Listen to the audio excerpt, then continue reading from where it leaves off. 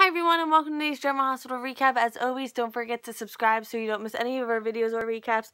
Alana wanted to say hi. She so doesn't want to be here right now, but I captured her and now she's off to roam the wild of the house. So let's get right to it. As promised, the winner of last week for Character of the Week, which I know it's Wednesday and I'm super late and I apologize for that. Let's get comfortable. Is Michael for avoiding drama and handing Teddy over and taking like the highest of the high roads, because let's face it, like no Quartermain has ever taken that high of a road before. So let's get right to today's Drama Hospital recap, because there is a lot to cover, so buckle up because you're gonna need to be buckled. All right, so at Kelly's, Anna is back. Woo! Oh my goodness, I'm sorry for any headphone wearers, but Anna's back, and I was like, oh, she's gonna be so upset when she finds out, because I live in the 1800s where like people only like snail mail, but you know the internet exists. She could have known like immediately when Julian was acquitted. So I don't know what I was thinking.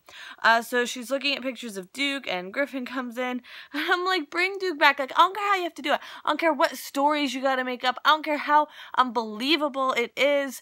Just do it. Like, just do it. I want to bring Duke back, and I will not complain. Like, I won't. I promise. I won't mention any plot holes or anything. Just, please. Okay, so Anna, she already knows everything because, again, we live in 2016, and she feels that she should have been there for the trial. Maybe things would have gone a little differently, and she knows about Sabrina, too, which means Patrick and Robin and Emma know, and they're very upset that Sabrina's gone, especially Emma, like, you know, because I think Sabrina probably had the most effect on Emma. So Anna was able to see the evidence against the killer while she was in California, and she's determined to help with the case, and she wonders how Julian's case could have just evaporated, because when she left, everything was fine. He was set to be convicted, and then suddenly, not so much. So then Jordan comes in, and Anna is less than tactful when asking what happened. So at the mental hospital that we do learn the name of it in a hot second, Tracy hears Paul confess to being the hospital killer. Oh my goodness. And Susan reacts to seeing Tracy. So Tracy like kind of gets herself out of there. Stupid elevator won't come fast enough, but it finally comes. She gets in, door closes, and then it opens, and Paul is right there. And I'm like, pretend you just came up. Pretend you just came up out of the elevator, and you're like, oh, Paul, what are you doing there? You know? Come on. And she does just that, and says that her and Dylan want to arrange for him to visit with Susan, and turns out the place that Susan is at is called Celestial Heights.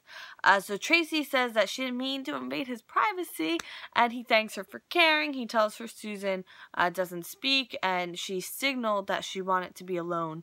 And Paul's staying in the area overnight so he can visit her tomorrow as well.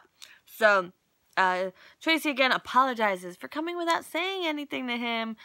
She realizes it's such a private matter, and oh, how could I have done this? And she says she'll leave, but he wants to talk to her about Susan. So he wants someone to talk about it with, since she knows, because he's just felt so overwhelmed. And you know how he didn't see Sabrina's death coming, and that's just added on to it. And you know it felt good talking to her. So why not keep talking? And I'm like, she so wants out of there. It's not even funny. And she tries to get out of the dinner he suggests they go to. So they're going to go to dinner despite her best efforts. And I'm like, keep it cool, keep it cool. And he's... Oh, I put this in the wrong spot. Alright, we'll come back to that. At the Metro Court, Maxie and Nathan are having lunch, and he got the text. The results are going to be sent right to him via messenger. The paternity results. We're already going to get them. Oh, actually, well, we'll get to that later. So Maxie says that, you know, he has nothing to apologize for. Claudette is the ridiculous one here. And she's talking about Claudette, and then Claudette walks up behind her and, like, totally hears what she was saying and makes a comment about it. So Nathan tries to get Maxie, you know, to kind of leave the table to take her conference call so he can deal with Claudette. So Claudette says that she thought she was making the right choice, keeping Charlotte a secret, and now she wants him to be a real father for Charlotte.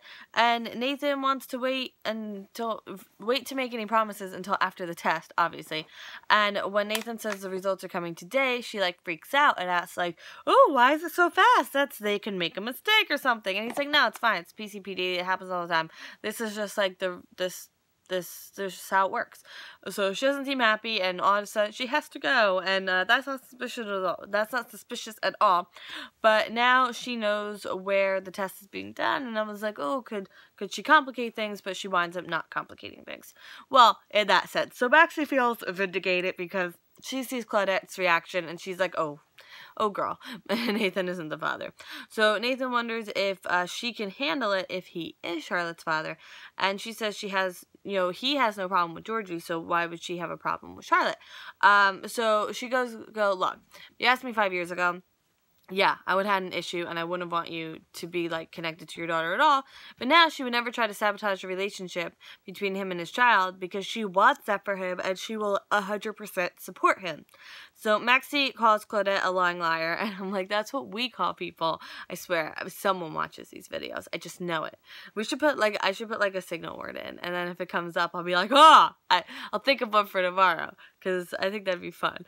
Whether or not Claudette is Nathan's daughter, he wants to make sure she's safe. And he gets a call. It's the messenger. So at Kelly's, Claudette calls Griffin because she needs to speak with him because she talked to Nathan and Maxie. So inside Kelly's, Jordan swears that she didn't screw up and that she checked and double-checked the warrant. She knows how to write a warrant. She's done this for years.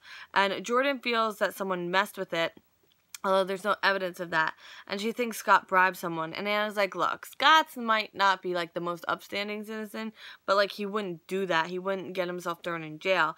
And Jordan knows the original warrant is correct. So Anna doesn't fault Paul for losing the case because his hands were tied. And I was like, oh girl.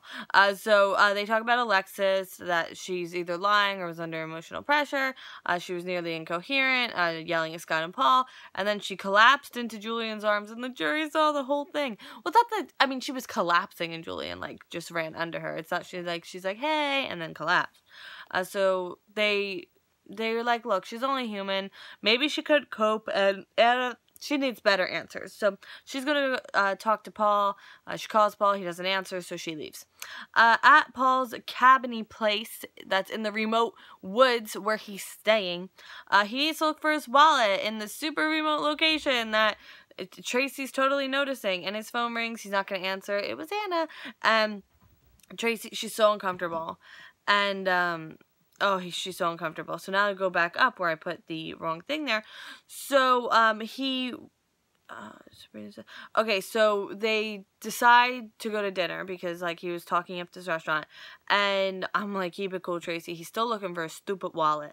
And she's like, I can pay for dinner. Let's just go. Let's not have dinner, And, she's trying to get out of there. And Paul is talking all about the gestures and the sounds Susan can make and how it's amazing how she can communicate. He specifically mentions that she can say when someone's in the door, among other things. He does name a few other things. I didn't initially catch that. My mom did.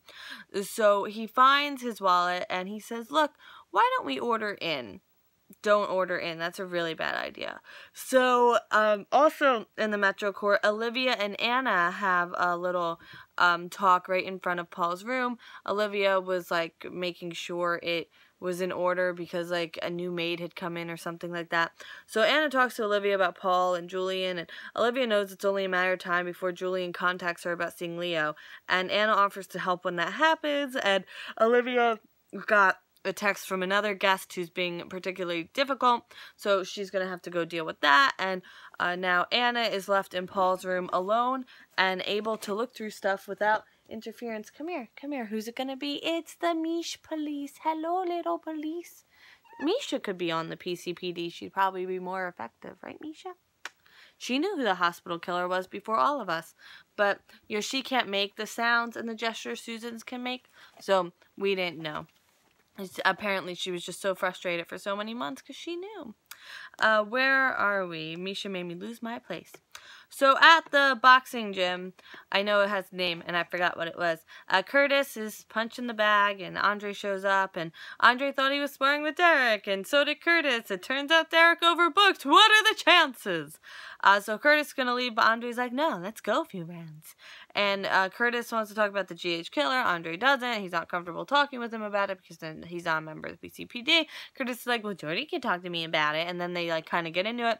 And then Curtis says that, you know, he's shutting him down because of Jordan, and then kind of eggs like Andre on to like punch him. And then Jordan comes in and was like, what is happening? Like, I leave for a second. What is happening? At Claudette's room in the Metro Court, Griffin comes by, but he, like, so doesn't want to be there. And she says there's a slight possibility what she told Maxie Nathan could involve him, so she should probably tell him. So she tells him she found out she was pregnant the night that Nathan shot him, and then she drops the bomb that she's almost positive Nathan's the father, but, you know, they were always careful, but they also weren't. So kind of misrepresented to Nathan the possibilities here. She feels Charlotte is Nathan's child. And as we all know, feelings are facts now. Shade. Shade I'm throwing. He confronts her on making, like, her just this being a preemptive strike if Nathan isn't the father. And she defends not telling Nathan, and she was afraid. And he's like, you're just making excuses. Like, stop. So she tells him that Nathan demanded a paternity test, and the results are coming in today. And he's like, so you're telling me, like, in a few hours I could find out, like, I have a daughter. Like, that's the day. That's the day I just woke up to. Really? So Nathan calls and says the results are in. They'll come to her. So Claudette tells Griffin that he's going to be finding out in the next couple minutes, not next couple hours. So buckle up, Buttercup. And now the end scene. I know, so much jumping around today, but we're finally here. So Griffin and Claudette await Nathan and Maxie. Then they're at the door. This will be fun. So much fun. It's definitely not awkward at all. And he opens the envelope, and I was like, oh, it's Maury time. It's Maury time. But we don't get to know the results today. So thanks General Hospital. Jordan asks Curtis why he's telling Andre to hit him. And Jordan asks why Andre didn't mention Curtis to be there. He's like, I didn't know he was going to be here. So she asks, like, what that whole thing was about. And he says that he wasn't going to discuss the case with him. And then Jordan's like, I don't know. Seems like there's more. And Andre's like, fine, I don't like the guy. You happy? Anna sees the papers in Paul's room and then just chalks it up to research. It might have been about the drug. I'm not sure. So then the folder hits something on its way into the drawer. And it's the cufflinks. Like the super incriminating cufflinks, and like leave it up to Anna to break the case. The PCPD, there we go. We have someone. Well, no, she's a private citizen. Well, no, she still works under Paul. I don't know what this like. This is so confusing. But yeah, it still holds them. So Tracy says that, hey, you know, we just have to go to that restaurant because you talked it up so much. Like, come on, let's go. I don't want to order it. And then Paul locks the door and says he can't let her leave. So, yep, Susan is a tattletale and told him that Tracy was in the door. Thanks, Susan. Just, oh my goodness. But you know what? Everything's unraveling at home. He doesn't know that. And why would you leave the cufflinks? Oh my god, those cufflinks. Once he knew those cufflinks, like, were recognized, he should have, like, thrown them away. Well, I guess they're, like, really expensive, so you wouldn't want to do that. But, like, you can never wear them again. I don't know. I wouldn't leave them somewhere incriminating. I would, like, put them in the safe or something. There you go. Put them in a safe. Oh, so angry. Alright. So that is it for today's General Hospital recap. I hope you have a great night, and I will see you tomorrow. Bye!